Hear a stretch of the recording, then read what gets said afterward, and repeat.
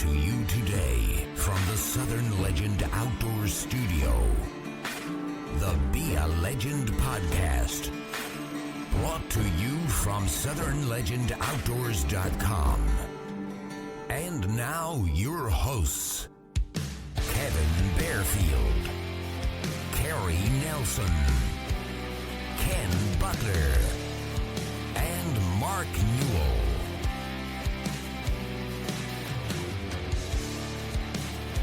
Heroes get remembered, but legends never die. It's your time now. Be a legend. Welcome to another episode of the Southern Legend Outdoors Be a Legend podcast. We're coming at you tonight again from Pontotoc County. Just got finished with a great meal here at Carrie's house, and man, it was awesome. Turkey, deer, beef. We had it all tonight. And the peach cobbler. Dutch oven. Yeah. So it was pretty good. Fried turkey. Fried turkey. Well, I mean, you're going to have the turkey killer of the world in your house. You got to have it fried. Right. You know, so no grilled stuff going Brother on. Mark was coming, and how do you greet kings? Yeah. How do you greet? How do you greet presidents? Speaking of greeting presidents, Yeah. President Trump's going to be coming into our area, Tupelo again. Yep. In support of Republican candidate for governor Tate Reeves. You know, last time when he came to Tupelo, he did an actual rally, and our mayor Shelton, and the leadership of Tupelo basically boycotted that. I mean, you got them. They said that it had been, well, I can't even remember when. Was it the 30s maybe, since a president had even visited like Tupelo? May have that wrong. May have been 30 years or something. But anyway, so here he comes in, man. Place is packed. Everybody's there. City leaders refuse to go. Well, they just had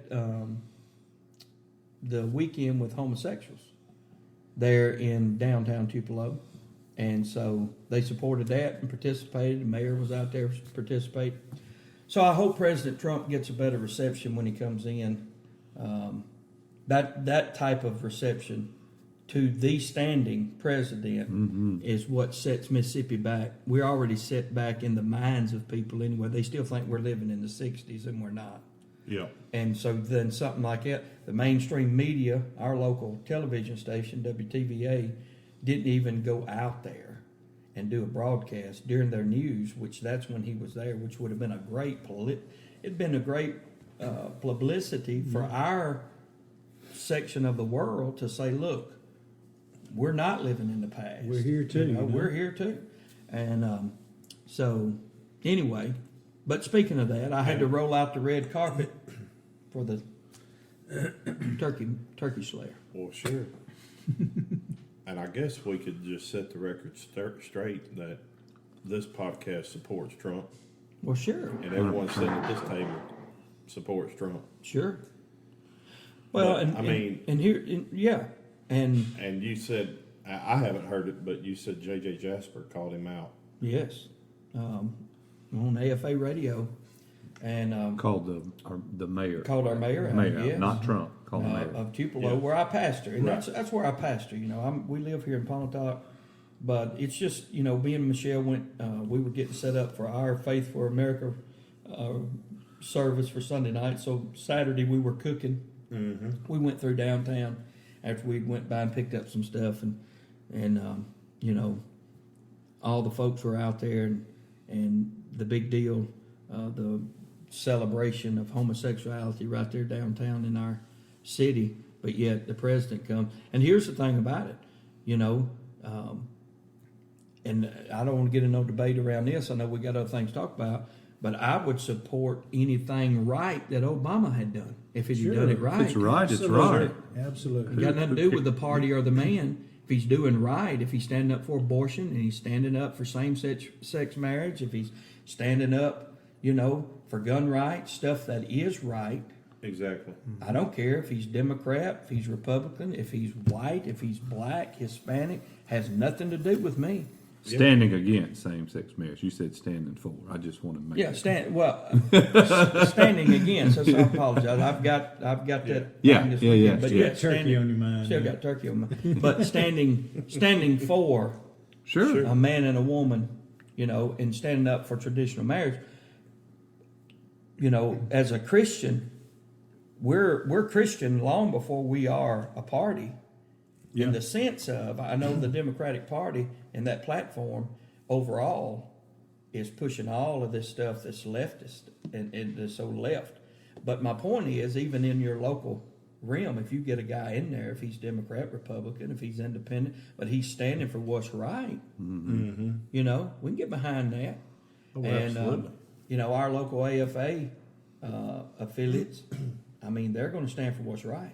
Sure. And so I was pleased to hear them voice their thoughts about that. And back to, like tonight, I was picking about Brother Mark being here, but he is he's high on my book when it comes to these discussions of hunting and planning and harvesting. I tell everybody he's not a turkey hunter, he's a turkey killer. But my point is, it would be good to see Tupelo. It'd be good to see our area flip the script this time and roll out the red carpet for him. It'd be interesting to see if the mayor of Tupelo shows up this time. Sure, and he should. He should be. You've got the president. No, that's your responsibility. You should That meet is. him there, right? Absolutely. Yep. And you know what? Has he not said already that he will not be there? Well, the word is that he will not be there, so we'll see what happens. Here's the thing, Kevin. You take a president that we totally disagree with on maybe his stands against Christianity and Christian values, but he's coming to it's an opportunity. If you really are against the president that's that much and you believe that he needs to change what he's doing, that's your opportunity to man up and greet him. And you've got a platform in front of the president to look at the president and say, hey, I'm so-and-so. I don't agree with nothing you're doing, but I want to welcome you to our city, and I want you to let you know where we stand. 100%. By not going, you're saying you don't believe in anything you talk about anyway. You're just a coward. Yeah. Had a president that I disagree with came to my city, I'd still meet him with honor and respect. Number one, because as a Christian, I am to respect those that are kings, and I'm to pray for them, and I'm to hold them in their regard at their position. It's what the Bible teaches. Is what the Bible teaches. Yes, sir. And I would have presented him, when he left Tupelo, he would have had positive thoughts about, man, what the hospitality of this city, the camaraderie of this city. Not how in the world does the President of the United States land at a small airstrip like Tupelo, Mississippi, and get shunned by its leaders? Well, I'll tell you why. Because they don't believe what they're talking about, and they can't look real people in the eye. It's the bottom line. That's how cowards act. So, and it's amazing because this is not a liberal slant area. No.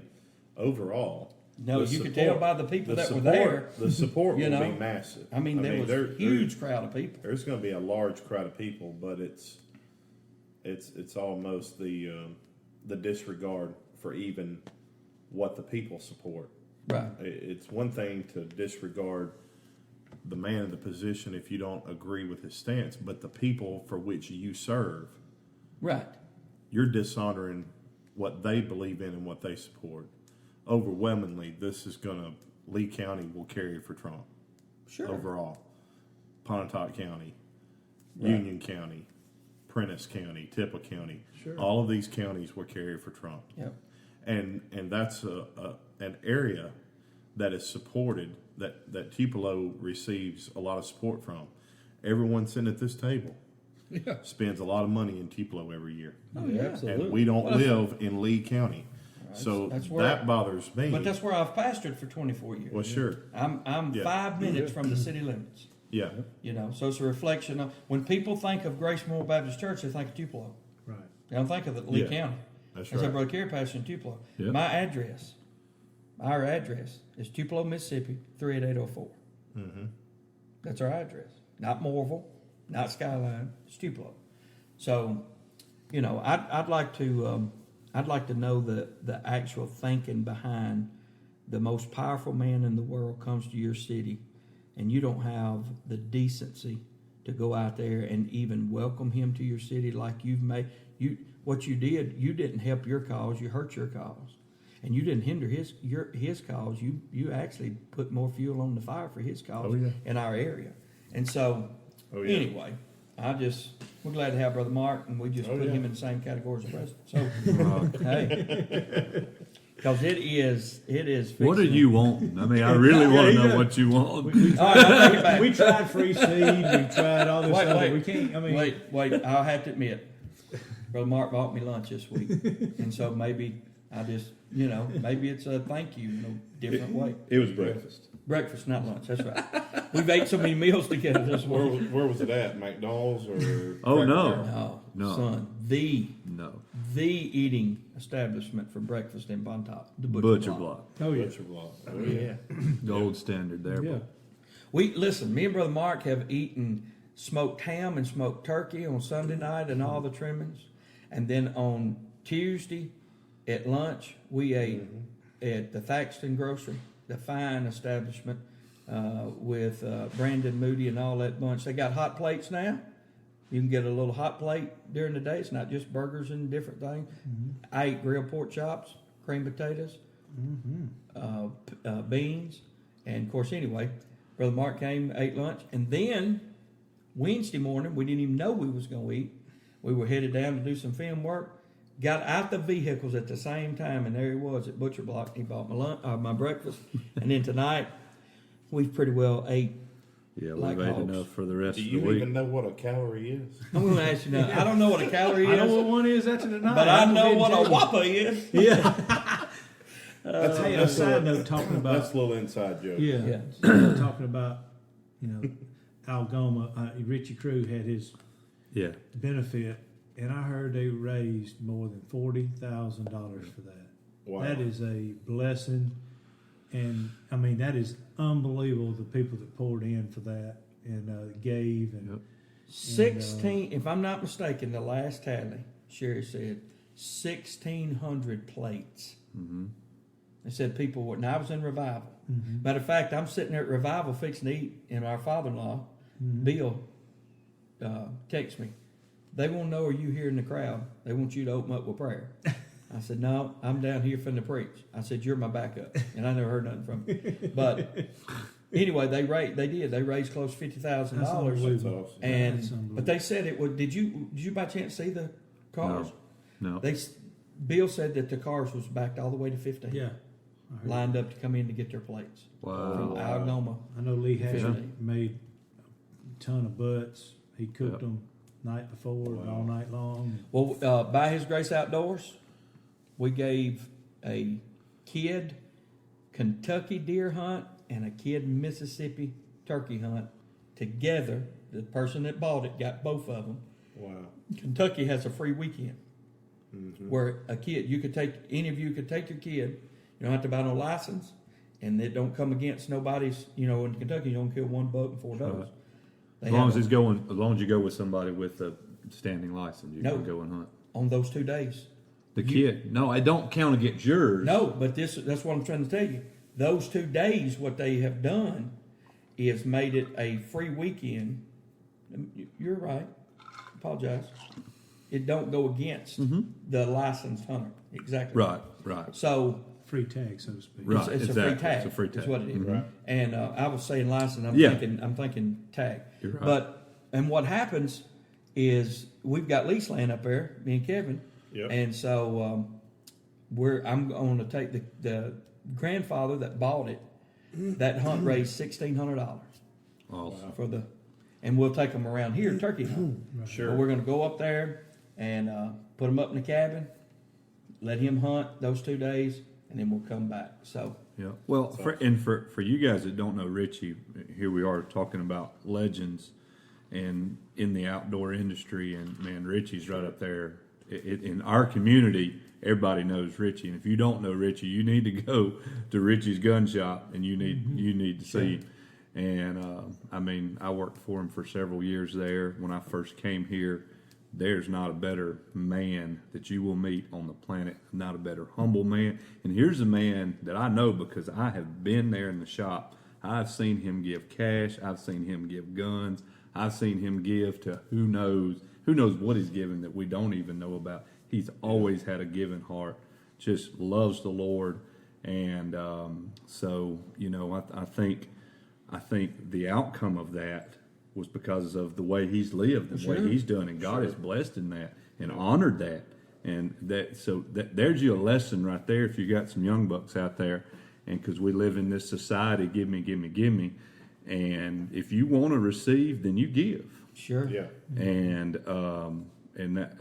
you know, and definitely continue to pray for him and his family as he continues to go through treatments and things of that nature. And And as Mark tells he's not only a great gunsmith. I mean, people from all Yeah. over Yeah. North Mississippi have used him as their gunsmith.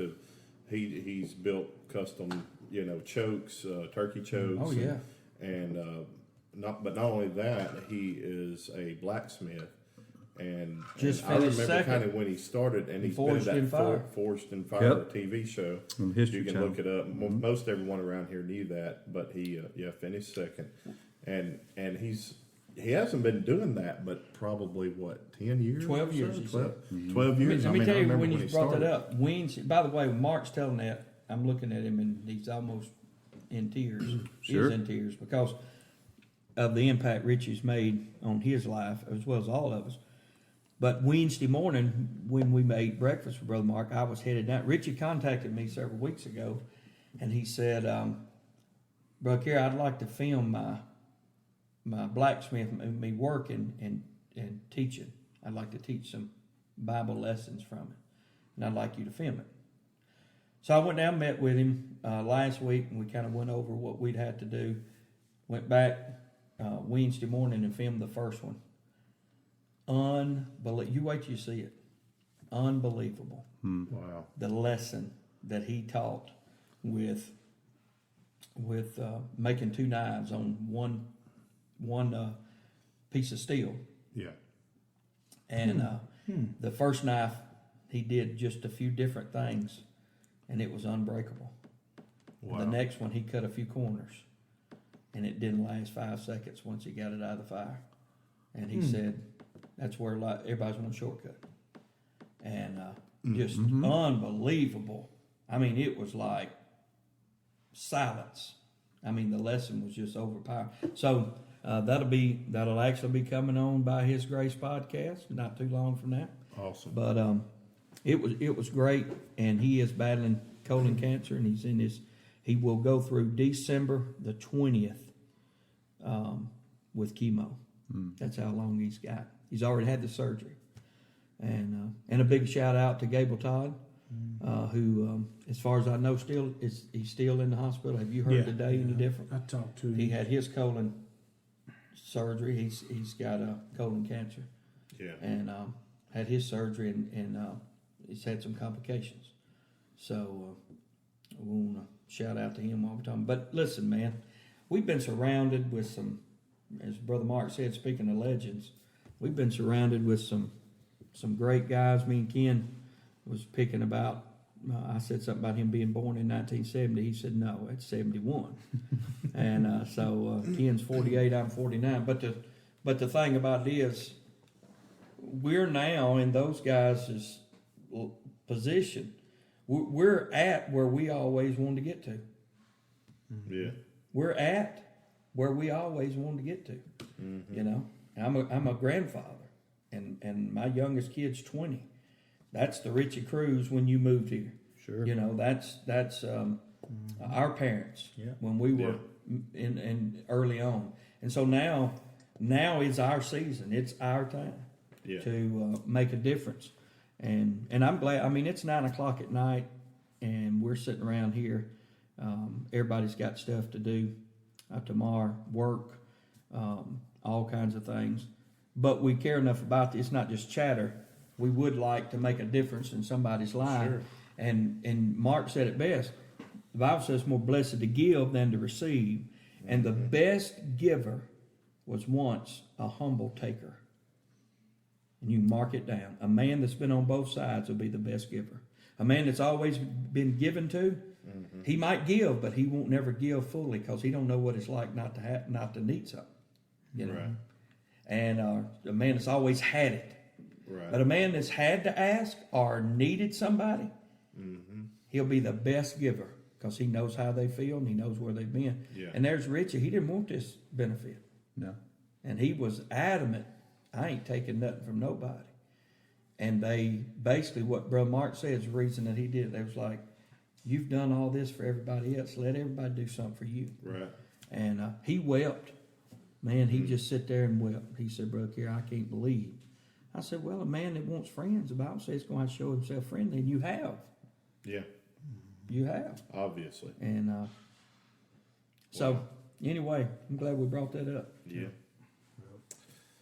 Well, again, we got Brother Mark here with us tonight. Glad to have you join us, brother. Man, yeah. Why don't you share with us what all you've been into lately? I know he's been in Georgia and been traveling a good bit.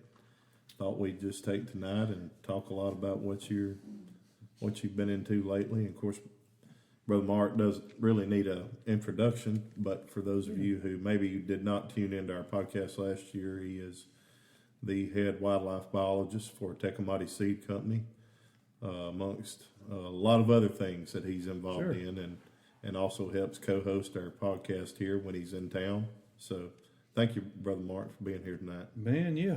No, it's been a busy year. It's been a crazy year food plot wise, as most everybody knows, is how dry it was and hot it was this year. Was watching the news this morning, and September this is the hottest September going way back. The 30s, wasn't it? I think the 20s or 30s. It was way on back there, and it was unreal how hot it's been, and especially it's all over the country, but especially the southeast. Well, he hit 100 degrees multiple times Absolutely. during the month of September. Which is, Yes, I was bow hunting in Georgia on the opening week of bow season, and it was, and I would have never, we had it planned. We had some of our sponsor guys with our show, Reconnect Cameras, they were there. So we had this plan well in advance to hunt deer, early season deer, you know. Yeah. And we had a lot of studs on camera, and that was pretty predictable. And man, and it was hot, but then it just took a whole nother level hot. And the highs were, you know, in the low hundreds while we were there hunting. At 7:00 p.m., it was 94 degrees every afternoon. oh wow, It was miserable. So, and I wouldn't have hunted. And I'm sitting there. I mean, you're just melting with sweat. And we shot some does, but the big bucks, they locked up. They moved late. So, and we saw some bucks, but nothing we wanted to shoot. And we wanted to shoot more does during that hunt. But, I mean, when you shot them, you had to deal with them immediately.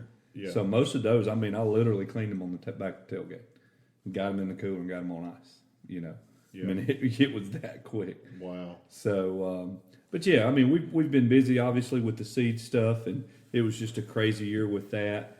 And we're finally towards the end of all of that, so that's passed.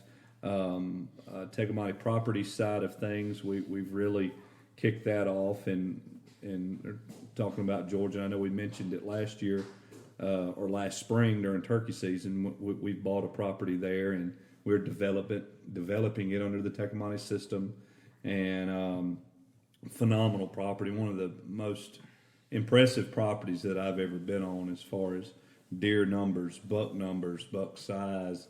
It's insane.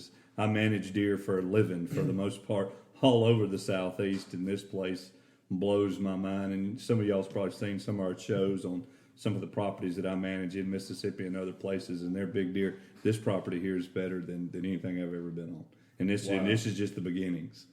This is just the beginning. So, I mean, this place, this is a world-class opportunity. Unfortunately, we were developing it to sell, not developing it to keep. I hate to see this one go, man. I'm going to tell you. Is that? It's 2,300 acres. Okay. wow. Yeah. 2,300 And you were telling us earlier, because a lot of our listeners may be like, Georgia, because you don't know Georgia as being a big buck state. I Sure. mean, but you tell a little bit about that history of what happened there and why you've got the success that you're seeing there in the genetics in that deer. It's one of these really, really close knit secrets. It's hush hush around there, and I see why.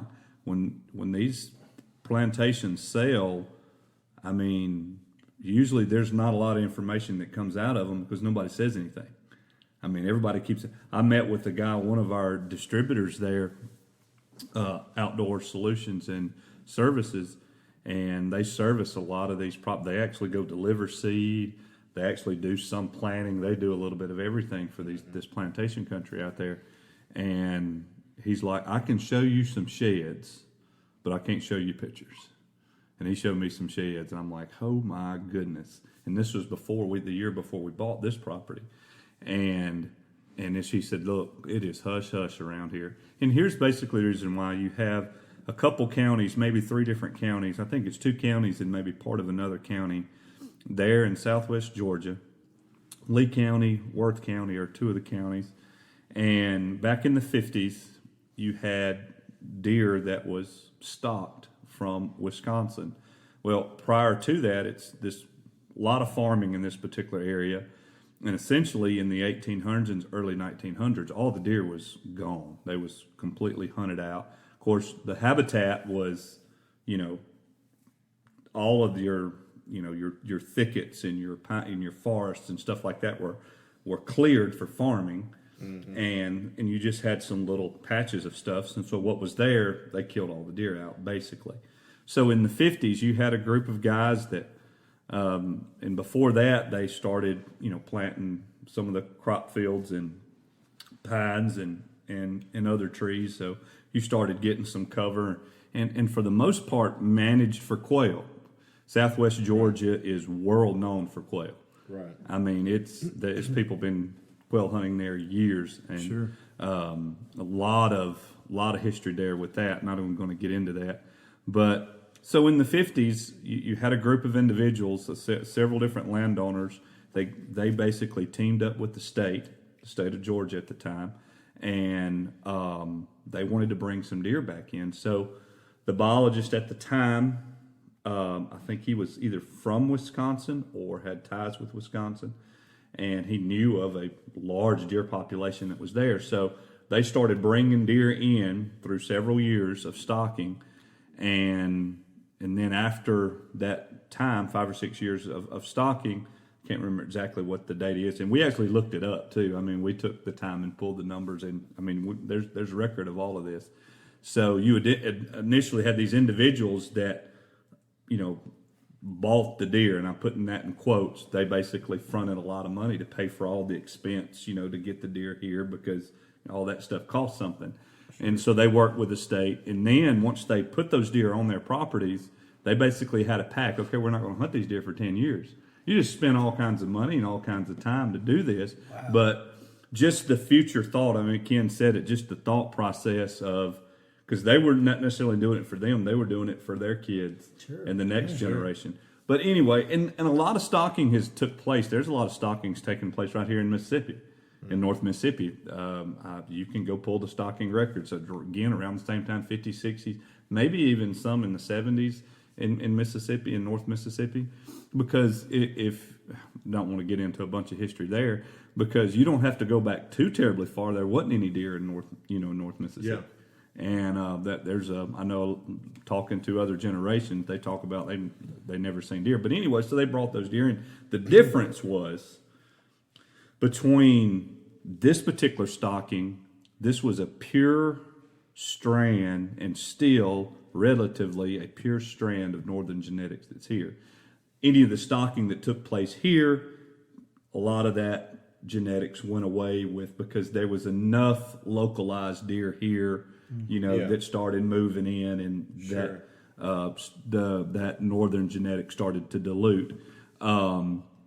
But there was just no deer. It was so little deer there. I'm not going to say it's a pure strand, but the percentages of northern deer is It's a way high high. It's a percentage. very, very high percentage. And that's why the rut is so early there. They have a as you very mentioned. early rut. It's our first week of November rut.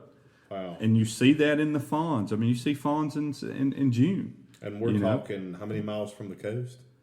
It is. This is close to Albany, so I mean, you're a couple hours, something like Yeah. that. So it's not extreme but it's- South Georgia, but it's still Southwest Georgia. Yeah, Yeah. And it's. I mean, it's just crazy, but it's not that way all over the state. It's just really this particular pocket. Wow. That's that way, and these are big deer, guys. I mean, this is south. I mean, this is the southeast, and you have deer that very easily go over 300 pounds, Wow. which is crazy. At one time, Worth County, which we're in Lee County, Worth County's right next to us. At one time, it was either tied or number 1 or 2 for the biggest field dress deer in the country at 350 something pounds. Wow. That's on record. That's crazy. I think it was tied with the Canada deer or deer from Canada or something like that. Anyway, it's a very interesting thing. So when you take our system, lots of nutrition and lots of food plots. We planted about 60 acres of warm season food plots there, and it's phenomenal. And the deer numbers I was sharing with Ken, the deer numbers that's there, the native habitat is phenomenal, guys. I mean, it's sparsely thinned big pines with just a sea of briars that you can see all the way across. It's about 4 foot tall, which is just money deer bedding habitat, plus all kinds of other forage and stuff. We do a lot of burning there. We do rotational burns, keeping that early succession that's there. But you can't burn it too much, because if you burn it too much, you'll turn all of those forbs into grasslands. Now, that's what quail people like. But this property here, even though it's been managed for quail, the past few years they've kind of gotten off of intensive quail like they should have been. But what it's done, it's made a perfect storm for wildlife. I mean, for deer. Sure. Now, there's still tons of quail there. It's unbelievable, the quail. Because, we raised here, used to, again, you go back 30 years, there was a lot of quail here. Well, now there's very, very few. There's pockets of quail. There's certain properties that'll have, but as far as a whole, there's not a lot of quail. I mean, nothing like it is in South Georgia, because that whole Southwest Georgia you got thousands upon thousands of acres that are managed for quail. Yeah. But it's a phenomenal piece of property. It's unreal. I could share some deer numbers with you, but y'all wouldn't believe me if I told you. So anyway, Well, you brought up an interesting topic that I don't think we've ever talked about, but it was funny what you mentioned there about how our deer population has changed in less than a generation. My dad talks about how there was a time there were no deer. Like, you didn't see deer in North Mississippi. And I can even remember as a kid, when I was a kid, and I'm 43 years old, but if you killed a 6-point, you killed a big deer. You saw many deer. You were. Yeah. So what if that's the change that we've seen in 35 or 40 years, Mr. Wildlife Biologist, come on with it. what does this look like here 35, 40 years from now? It's not going to change. It's actually going to be better as far as deer wise. Quail are gone. You can forget quail coming back and like it used to be. One, there's more people. There's their habitat is fragmented. Yeah, you got a the completely farming different. has changed. Right. All of that. I mean, No thickets. no, no there's banks just anymore. not Yeah. enough continuous open country to have sustainable huntable quail populations. Now, I know Ken was mentioning they have seen probably more quail, but Just not enough to hunt. exactly. Okay, you can go and you do a couple hunts. Yes. Okay, we're through. We're done. But even your place is far better than anywhere else, because I've talked to people where they ain't seen quail in years. Not even a covey. But here's what we're living now in the glory days of deer management, of deer hunting. This is as best deer hunt's ever been. Yeah. I mean, it that's- just that's is. what I'm And wondering. that's where it's going to go. It's But going to continue to it's get better. getting better every year. And Absolutely. that's what I'm wondering. That's what I'm saying. Unless What- something severe happens with politics or something to that effect, something major catastrophic, that line's going to continue, and then you're going to hit, and you're pretty close to it anyway. Then you're going to hit basically a break-even point, and then you're just going to maintain that as you move forward. But the younger generation are more interested in management. Yes. And It's all how you manage on your property too. 100%. So you're going to have more guys doing what Ken does, and you're starting to see that. You know, they look at Ken's success and they look at his place, and they're like, you know what, I can do this too. And you know, they start doing that. Maybe not on as quite a big a scale as Ken does, but at least a smaller scale. So you're going to have more and more people do it. Hunting clubs are the same way. Hunting clubs used to be, and you're still going to have some that's going to shoot everything, but still, we're just talking about a slight increase. Everybody's trying to make things better, you know. So, and that's just where that's just where we're at. It's a total different thought process behind. No, yeah, absolutely. And the younger generation knows nothing about. You know, my boys won't know anything about even dog hunting. You know, which was something that was very prevalent 5-6 years ago, and seems to be dwindling. There's not as many dog hunters in the area. Right. Not to say there's not any. There are. There's still a lot of guys who do that, but we are seeing a change and a shift in, you know, how the next generation approaches deer hunting and management. So I totally agree with you. I think everyone at this table wants to see it get better. I mean, obviously, and good management practices are probably the best avenue to continue to make that happen. Sure. And like you said, politics can affect that. You know, obviously things are coming up now. We're dealing with things we haven't ever dealt with, CWD. And not that we try to beat that to death every week, but it is, in some ways, it's going to affect us in ways that we never have before from a feeding standpoint. Yeah. So it'll be interesting to see how that will unravel over the next couple of years. It's probably here. And it's probably, you know, not going to go away. Unfortunately, it's not, because now it's become a political realm, and your state agencies are more political than they are biological, unfortunately. And somebody's going to come in to me and say, well, no, we're not. Well, you are, because you're managing deer by policy for the most part. That's why you're managing. You're not managing deer like I do on a per property basis. It's different, and my hat goes out to those guys the way they have to deal with it.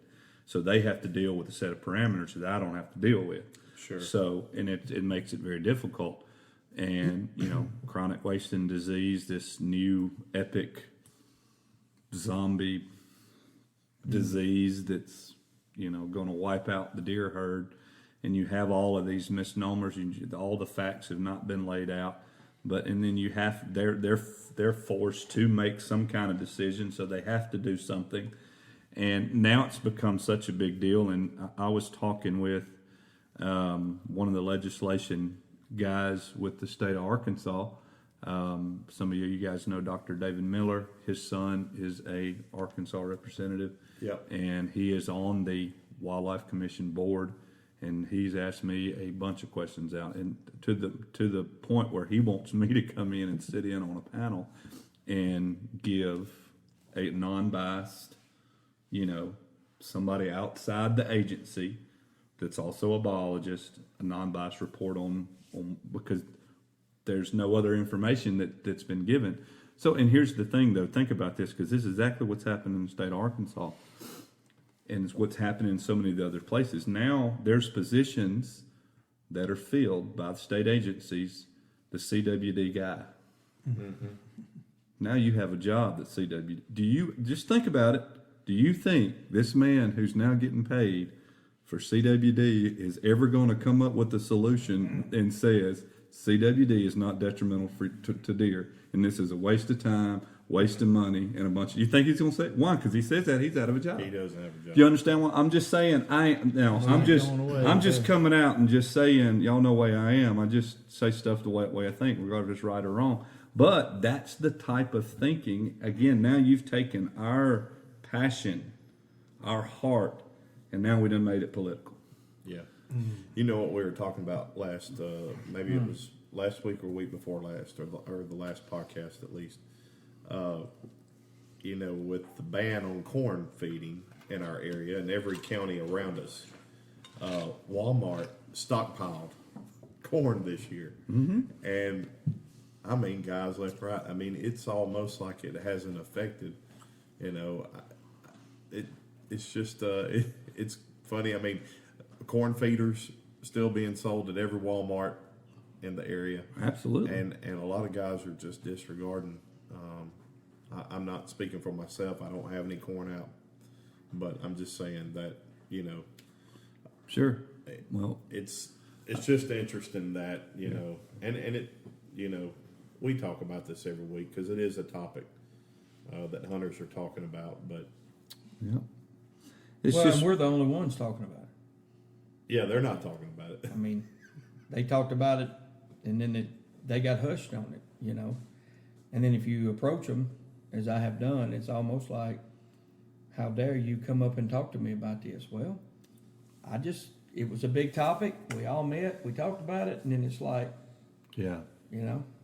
Well, and again, I'm not trying to put any blame there. I'm just saying this is just what we have to do. We take policy, and here's what we're going to do with this stuff.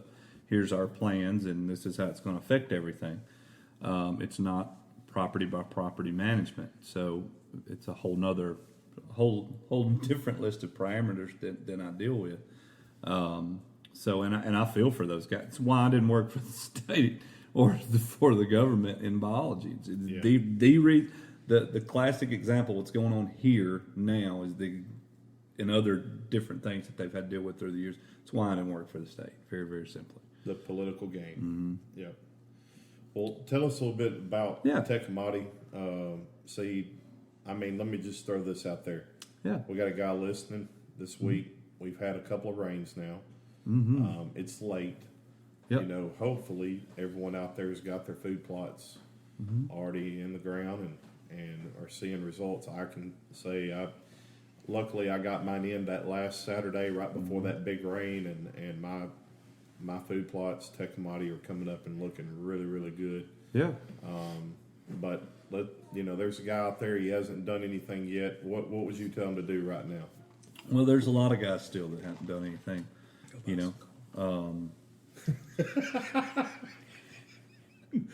I would like to go on record to say that was Ken, not Kerry, that just whispered something about We'll get some corn. If it was me planting, I would just do something very, very simple, but I would still plant. You still can get some growth, especially any forage oat, variety oat, that they will grow. You can plant those guys, even here in North Mississippi, you can plant them into November and they're still going to grow. I'm not a great big ryegrass fan by no means, but at the end of the day, it is better than a snowball and is better than a dirt ball. And then too, there's some forage variety ryegrasses that are out there, and definitely better than some of the standards. So you're gonna pay for them. They're very expensive. I mean, they're $40 to $50 a bag. But of course, ryegrass is expensive now. It sure is. Yeah, it is. I mean, you can buy a bag of high quality forage oats cheaper than you can buy standard basic ryegrass. Big time. Yeah. So that's crazy now. It is. But you need to go with something simple. I probably wouldn't do anything with brassicas this late because it just takes so long for brassicas to grow and to really produce something. They'll still grow, but you're not going to get a lot of tonnage. Probably do a red clover and oats if I had to plant something right now. And actually, trophy grazer oats. yeah, we have and I'm I'm not even going to give Tecumate a plug. We do have our own oats. I know you guys at the table has planted them this year. Yeah. They're fantastic. I'm not saying that because they're mine, but say on. Well, I'm just saying, but they're very, very good oats. Tecumate Trophy Grazer forage oats. However, there's a lot of other good forage quality oats that are out there on the market. I'm not going to say that they're bad. Pennington makes a good forage oat now. Their oats are called Sure Shot variety. They're good oats. So those are good oats. Pennington's one of my competitors, but you got a good oat. So if you can't find Tecumseh oats, get you a good, and then obviously Buck Forge oats. Actually, I like our oats first, Pennington oats second, and then Buck Forge third. As far as the varieties that are there, that are in these varieties, these are to me the top three, and then ours, Pennington, and then Buck Forge. And most everybody would think Buck Forge first because they have such a big name, but that's an older variety that's in there now. So, but still, they're good. Get a good Forge variety oat and go with the good red clover, not crimson, but a red clover. Ours are called Rack Up Red Clover. There's a Kinlan Red Clover that's there. It's a little faster growing clover than, say, white clover, but it's still a perennial. It will perenniate for a couple years, and it's better than crimson. So, but they'll grow pretty fast. Yeah. So I would go something like that and let it rip. Seems like the deer like the red clover a little more than the white clover. I don't know in my area. I've had a little more success with the red clover, but I'm gonna do both on all of my plots. You're gonna, when you see my clover fields, there will be a percentage of red and percentage of white, and then multiple varieties of white. When you buy our King Ladonna white clover, you're getting 4 different varieties of white clover, because the thing is, you have some deer very, very picky at different times of the year. They want to eat this variety at one time of the year, this variety the second time, because I want them all there. So I want the red clover there in that food plot also. yeah. So, and that's just typically what I do. Yeah. As far as the ryegrass, I know when I was getting some a few weeks ago and I was at Moore's, we were looking at 2 different ryegrass, and they brought you up and they said, well, if you call Mark, he's going to tell you to get this ryegrass. Jumbo. And really there was Jumbo. It was really a difference in, I guess, our weather pattern. If you're a little further south and a milder climate, so speak a little bit to that, because a lot of guys, we probably all put ryegrass and we put it on our road paths. We'll at least run through them and hit all of our road paths with ryegrass. Yep. Because it helps washing and then it also provides a food source, and maybe you can get that deer to stop long enough for a shot. Yeah. Well, most of the time, ryegrass just makes your food plot look good. And they'll eat whatever else you got in there. But later in the winter, if that's all that's there, they definitely will eat it. But if you're going to do ryegrass, again, I mentioned Forge variety ryegrass. It's called jumbo ryegrass. I've looked at all the studies on it and done studies myself between, just a lot of your standard ryegrasses, and even Marshall ryegrass, which has been known as the best ryegrass around jumbo. It'll grow on concrete. Yeah, well, there's a reason why it does that's that. right. But if you're going to go with ryegrass, go with jumbo. It is a great variety. I think it's about $40 a bag there at Moore's, and that's a really good price because retail on it's typically about $50. Yeah. But if you did go with ryegrass, I would definitely go with jumbo. Sure. And there's a reason why the reason why Moore's has jumbo ryegrass is because of me, and I don't make a dime on it. So, Right. But just because it's a good variety and it gives guys with other opportunities, and it's grown, they sell a lot of it over there now. Yeah. So, Well, Ken, you're going to Montana next week, right? Yeah. Yep. boy, Well, next Friday. Yeah. awesome. Ready for it. We've got a group going. 3 of them are driving. 2 of us are flying. Yeah. So I'm glad I'm flying, not Yeah. driving, but I hate to miss out on the trip. But we're going to have a good time. We always do. This will be our 9th year Yeah. out of 10 going. We didn't get drawn 1 year, so we couldn't go. So looking forward to it. And then there's a couple of groups of whitetails on this place I'm going to Yeah. try to go after. There's some good ones. So So, what part of Montana you going to? we're gonna fly into Great Falls. We'll drive southeast about 65 miles into Stanford, Montana. Yeah. Stanford, Montana. And, Sure. it's a most beautiful place I've ever seen. Yep. Open country, big sky. Yep. So we're looking forward to it. We're talking about You don't feeding. think about whitetail in Yeah. Montana, but was the bunch I've of- traveled there Oh, several years yeah. ago with Rodney Rogers. Yeah, and Howard remember that. Barnes, and Yeah. we went up there, and I was amazed at the number of whitetail that were there. Mhm. But it's interesting. The whitetail run together, Oh and the yeah. mule deer run together, in herds, you know, so they don't intermingle a whole lot. They are out there some. They'll mix some. It's but, totally different hunting. You don't see, you don't see any stands, No. I mean, you just kind of spot and stalk type, Yeah. glass look, and you see when you want, you get out and go after it. So, Yeah. it's That's totally different hunting we do here, and it's really not that hard. Yeah. If you're a pretty decent shot, you can. Yep. Now, if you go after them with a bow or something, that open country, it's different. That's a different story. But Right. but you know, alfalfa is a big deal up there. Mammoth. Yeah, fields it's of just alfalfa. huge. I mean, everything looks like this table just is dead, and you can spot an alfalfa field 10 miles. You know, Yeah. looking through, you can just see it, and that's where the deer are going to be. Yeah. And if they're not there, they're not going to be far. They're going to be bedded down just off of it. You just gotta. And so they have several. They do a lot of alfalfa hay on this place. They have 500-600 head of cows, so they'll cut the alfalfa. And these fields are just green. You know where they are. So I got a spot where I'm gonna kind of sit and watch a little bit. But it's amazing. Those deer are amazing. You'll see 30 and 40 in a group. Yeah. I mean, when have you seen 30 and 40 in a group in a straight line here? I mean, you just know where all the hills and hollers and trees, and you just can't see them. So we have a good time. It's always a good trip. Kind of like we all would do, like we do tonight. It's a bunch of eating and fellowship, and it's a big time. That's awesome, man. Kind of like y'all did when you went. So, Yeah. but we don't have it as rough as I don't think y'all had it. Y'all didn't have it too rough though.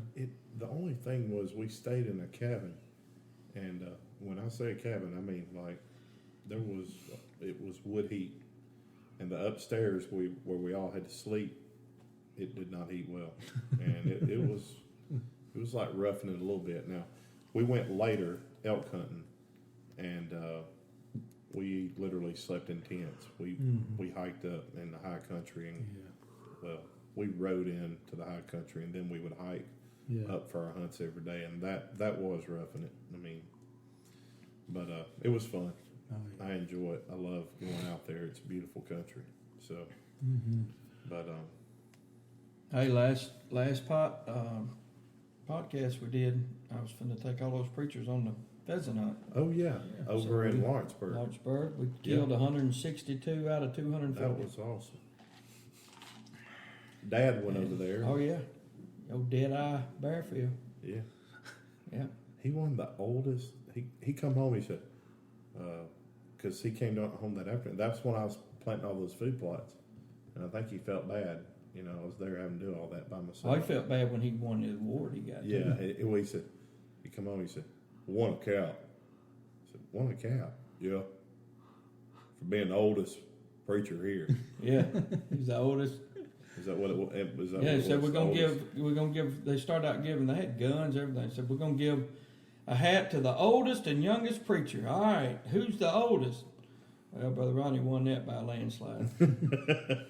So, and I bet he killed a bird or two though. he did. I got it on film. I put it together. I Got it. love- Shoot him off the ground. I love. No. This sucker made. No, I just put out a bunch of birds to shoot. 240. That's how many they So released am that I. day. But what they what's neat about it is they these guys they've redone the place where you stay, and they're having a big veterans hunt the next weekend, and they put it on right, man. It was really good. That's great. Ricky and Randy were they're twins, retired. Neither of them was married when they retired, and so they decided to come together, buy this property, 600 acres, and man, they do pheasant and quail. Wow, Quail hunts. Y'all hunt quail? Just pheasant. that's good eating. So right when there, we gonna too. eat? So when we gonna try them We're out? gonna eat it. I put them up in 5-gallon You buckets. brought us some. 162 of them. I brought every one of them. Every one of them. Cleaned them. Was that part of He's the like a deal? grill You ranch. getting all this shot? Well, You gotta And- fry that. and here's the thing. All right, so let me ask y'all this: how many of you's cleaned pheasant? I have. All right.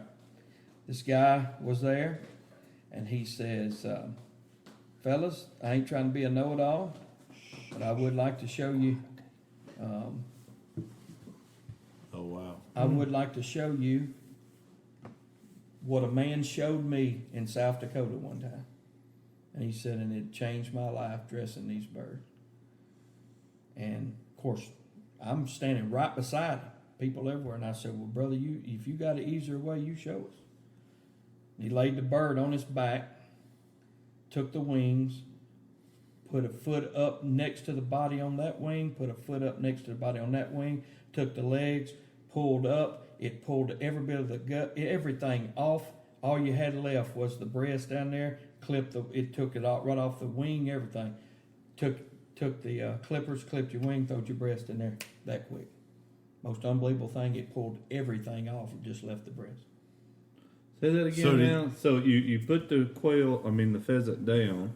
Yep. You spread his wings out, and then you step on his wing. Step up close to the body and take the legs and pull, and just pull, pull. and it pulls it completely apart. And the only thing's exposed is the breast down there. Take scissors, clip those wings, throw it in the thing.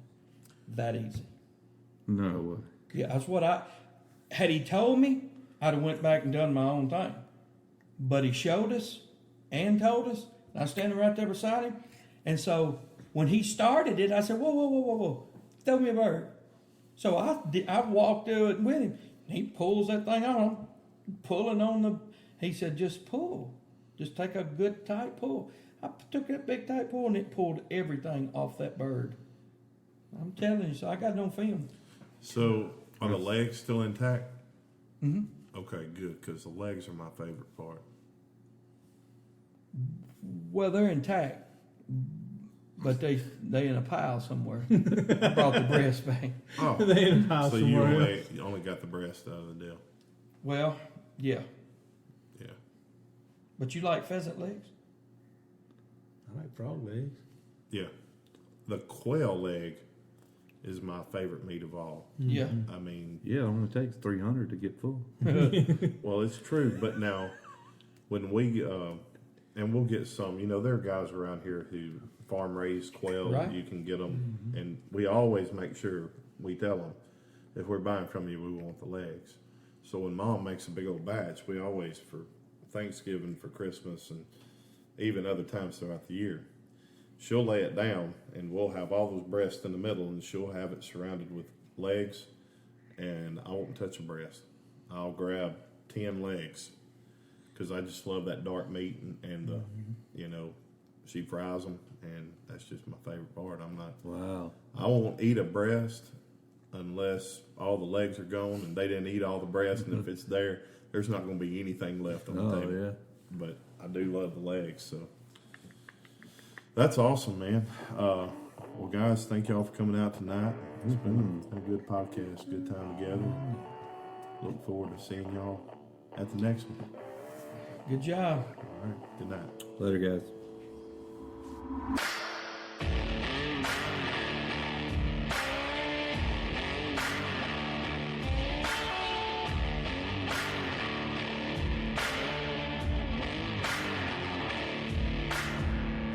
Heroes get remembered, but legends never die. It's your time now. Be a legend.